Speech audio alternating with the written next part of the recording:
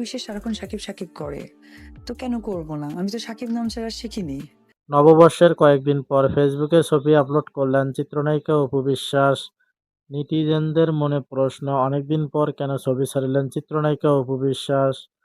জবাবে চিত্রনায়িকা অপু বিশ্বাস বলেন, আমি শাকিব খানের স্ত্রী। যে আপনার হাজবেন্ড আপনার পরিবার কেমন, যেহেতু খুব সহজেই তার সাথেও আপনারা কথা বলতে পারবেন, আমার মনে হয় তার সাথে আপনারা কথা তার সাথে যে কোনো সময় ঘুরতে যেতে পারি এবং ছবি তুলতে পারি।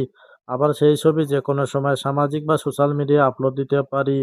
অপু বিশ্বাসকে এক সাংবাদিক প্রশ্ন করেন, আপনারা কি মেলায় ঘুরতে গিয়েছিলেন?